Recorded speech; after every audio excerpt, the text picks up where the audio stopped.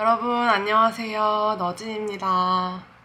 제가 드디어 길면 길었고 짧으면 짧았던 3개월 화상영어 수업을 마쳤습니다. 제 올해 버킷리스트 중 하나가 12개월 내내 화상영어 수강하기였는데요.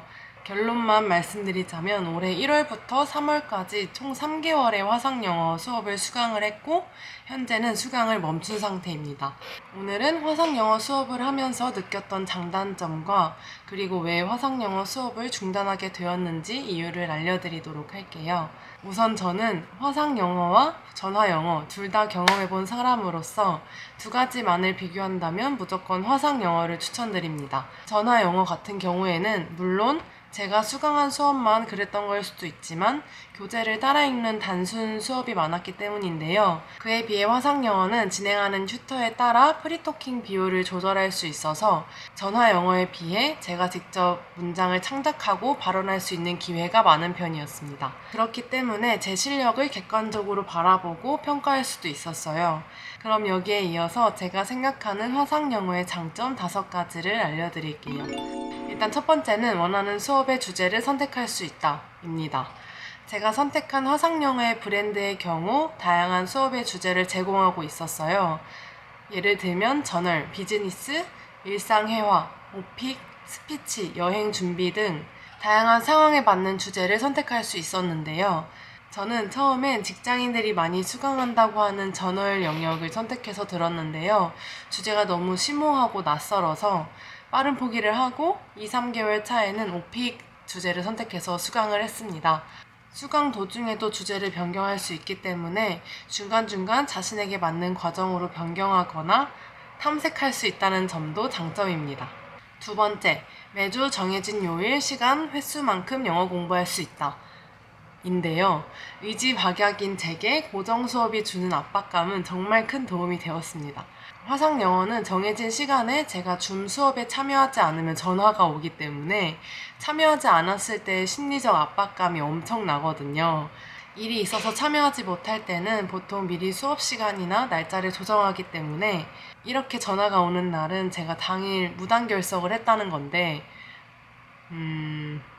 그럼 보통 집에서 죄책감을 느끼고 부들부들 떨고 있을 거란 말이죠. 그 영어 공부를 하지 못했다는 압박감보다는 나 때문에 지구 반대편에서 살고 있는 튜터가 기다리고 있다는 그 상황 자체가 압박이었던 것 같아요. 이 압박감을 느끼기 싫어서라도 수업 준비를 열심히 하게 되고 또 시간을 비워서 성실하게 수업에 참여를 하기도 했습니다. 세 번째, 원어민 네이티브 발음을 들으면서 수업을 진행한다입니다. 저는 운이 좋게도 첫 화상영어 튜터가 되게 잘생기고 젠틀하기로 유명하신 분으로 지정이 되었는데요.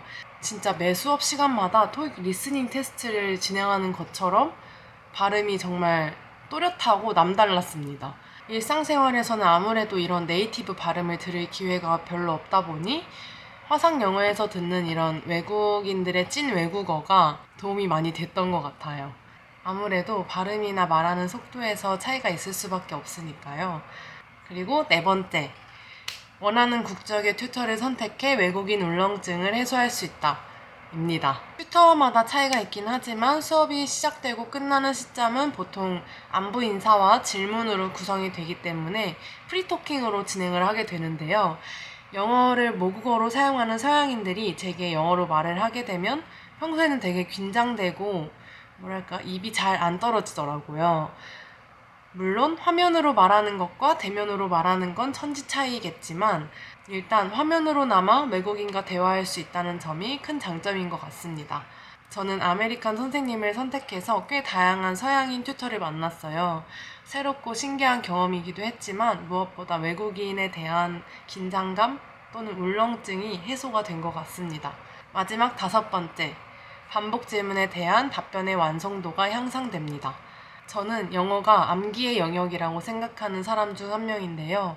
한국어도 어려운 단어가 있으면 암기를 하면서 익숙하게 만들어야 제 것이 되듯이 영어도 똑같이 암기의 영역인 것 같아요. 근데 사람이 자주 사용하고 많이 생각해야 암기가 되는 건데 영어는 우리의 모국어가 아니잖아요. 그런데 화상영어 수업을 하면 오늘 네 하루는 어땠어? 와 같은 질문들은 고정적으로 물어봐 주십니다.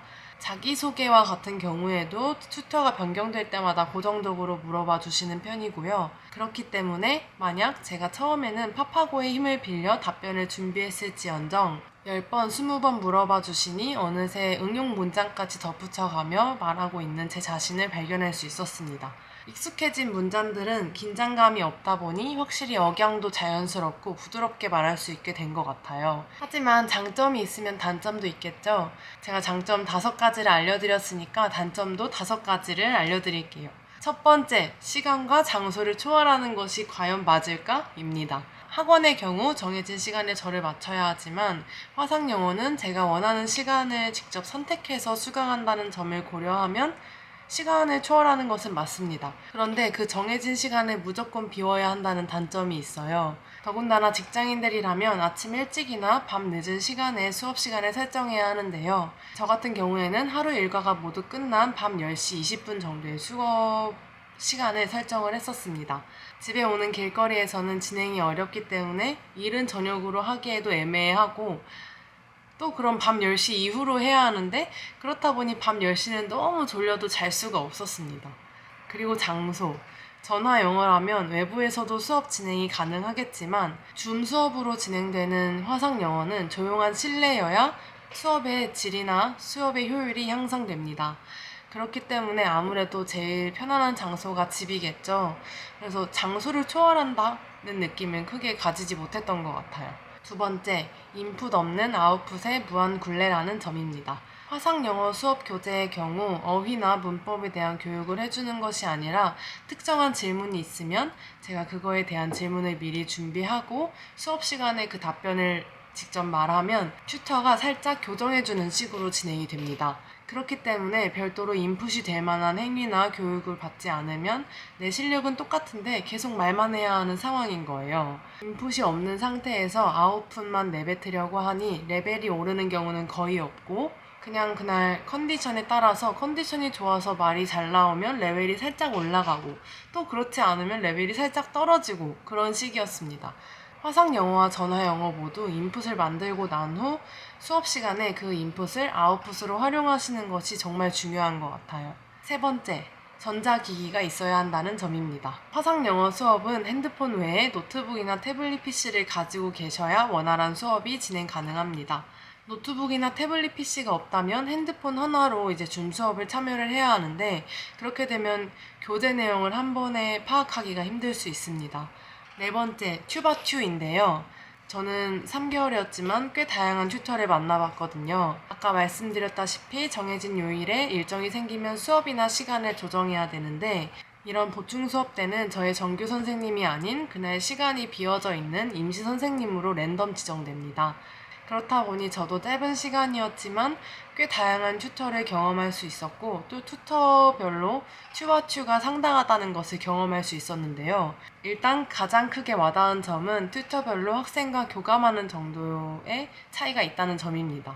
어떤 튜터는 제가 자기소개를 하면 본인도 자기소개를 해주시고 충분한 소통을 해주시는 반면 또 어떤 튜터는 아무런 질문도 없이 바로 교재 내용 그 자체로만 시간을 보내는 경우도 있었어요. 그리고 또 어떤 튜터는 발음이 정확하고 목소리가 큰 반면 또 어떤 튜터는 그렇지 않고 그렇기 때문에 자신과 잘 맞지 않은 튜터가 매칭되는 경우 바로바로 바꿔가면서 잘 맞는 튜터를 찾아야 한다는 점이 단점인 것 같습니다.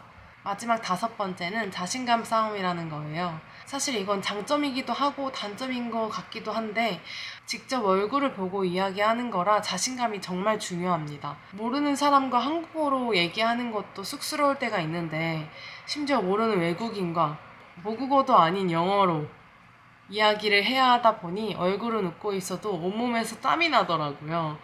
자신감이 부족해서 말을 하지 못한 날, 그리고 그날 제 점수가 떨어지면 자신감이 더 떨어질 수도 있습니다. 하지만 근거 없는 자신감이 솟구쳐서 튜터와 대화를 좀 한 날에는 기분도 굉장히 좋고 똑같은 튜터와 같은 수업을 진행하다 보면 또 어느새 친해지기도 하기 때문에 이 부분은 장단점이 있는 것 같아요.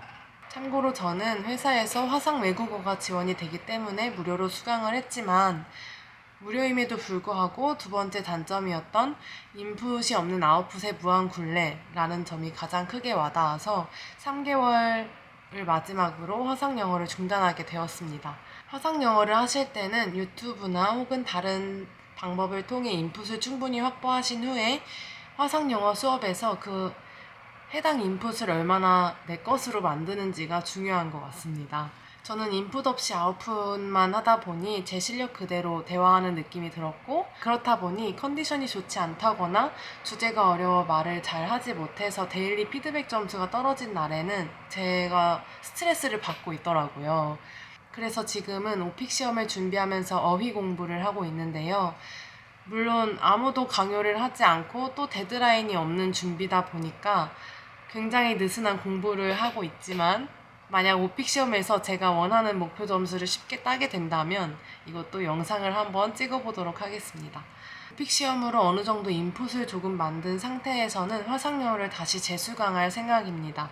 아무래도 이번 단점이 해소된 상태에서는 장점이 정말 큰 수업이기 때문인데요. 저처럼 영어가 너무너무 미치도록 잘하고 싶은데 화상 영어를 좀 하면 나아질까? 라고 생각하셨던 분들, 제 영상을 보시고 본인에게 화상 영어가 잘 맞을지 한번 고민해 보셨으면 좋겠습니다. 이번 영상이 도움이 되셨다면 구독과 좋아요 부탁드릴게요. 안녕!